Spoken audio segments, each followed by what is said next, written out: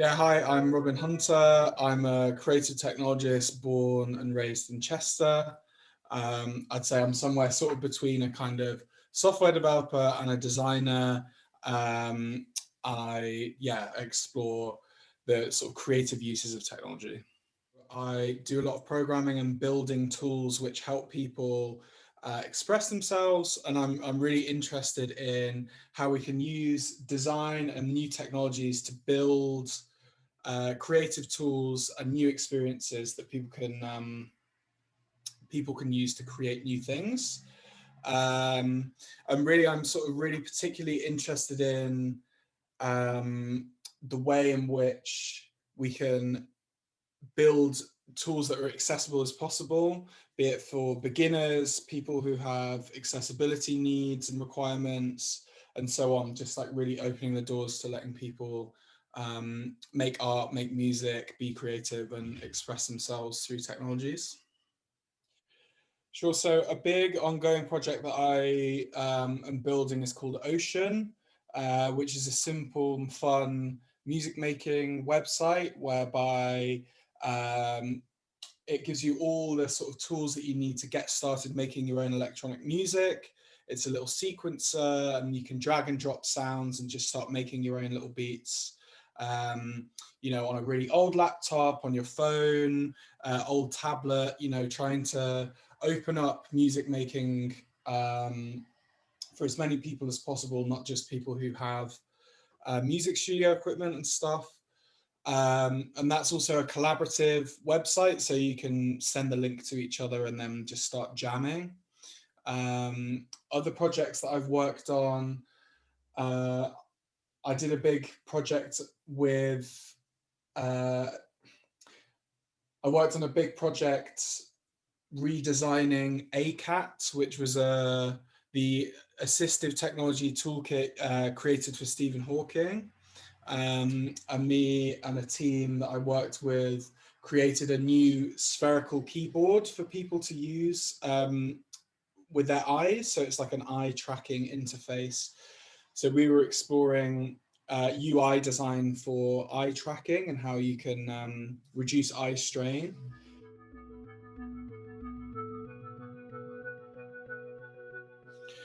So I'm a real techie at heart. So my main source of inspiration is technology, specifically like new and old technologies.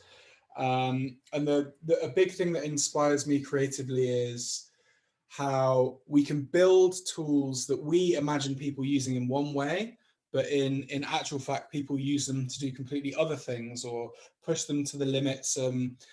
Use them in ways that you'd never imagine people using them when you design them.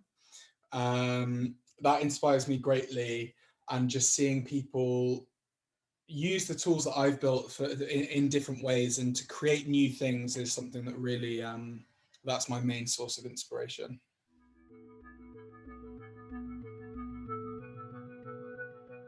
Sure. So my piece is called 10 Print Playground. It's an interactive website that lets people of any age or skill level play around with a classic computer art algorithm called 10 Print. So I've got this book here, which is all about 10 Print, which is a good sort of visual guide. So essentially what it does is it prints either a forward slash or a backward slash onto the screen, and then it creates this kind of maze-like pattern. And on the piece, you can drag around some sliders to change the kind of randomness values. It's really kind of like exploring chance and control by letting people change the parameters of the algorithm. So you can change how likely it is to go one way or the other way, change the background colors, these kinds of controls. And then once you've made something that you like, you can hang it in the e-gallery and look at the works that other people have made. So the interesting thing about the 10 print pattern is that the randomness that the computer generates to pick if it should be a forward or backward slash will never really ever be the same.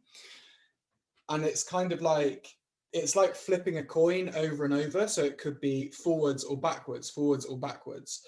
So once we get to the point where there's about 100 lines in the pattern, the chance of it ever producing the same pattern with the same lines going in that pattern is basically zero.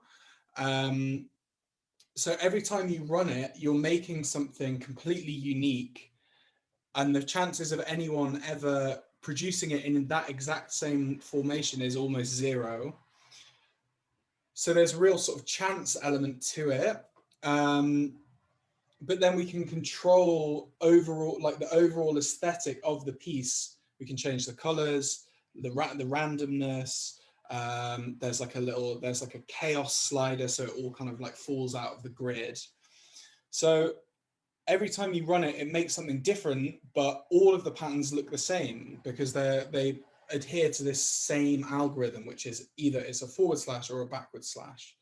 So you can make something entirely new, but it's also kind of entirely the same. And it's been amazing to see how people have used it. My favorite one that I've seen in the gallery was made by Rich in Manchester, and it's called Group of Six. And that one got posted up in just in the sort of second lockdown where the tiers came in and the group of six came in. It's just 6 lines on the screen. And I just thought it was just the most amazing thing, because I would never have ever thought that that's kind of what it was capable of doing, that, and someone did that and kind of responded to the COVID times that we're in a quite an interesting way. I really love that.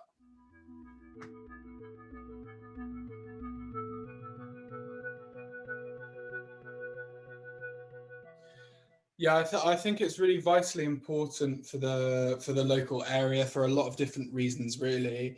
In Chester, we've got so many schools, so having this kind of centre in the city would really allow students in the high schools and sixth forms and colleges to really understand, like, okay, well, there's a place for me that I can go to, and if I in the early stages of my creative practice, there's a place where I can go. I can, explore how art centres work in reality, in practice, as places. Similarly, with the university students, everyone can have a centre where they can feel like, I could put my work here and display this for people to come and see. I could have a place where I could go and make art and talk about art with other people. And I think it's really important that we have somewhere like this, because it can kind of just start lessening the kind of north-south divide and the kind of provincial city divide as well, whereby, we don't need to be living in a large city to be creative, and it doesn't have to be this kind of exclusive thing for other people. It's something that we can have as well, and just provide a platform for local artists and people to get into the creative practices.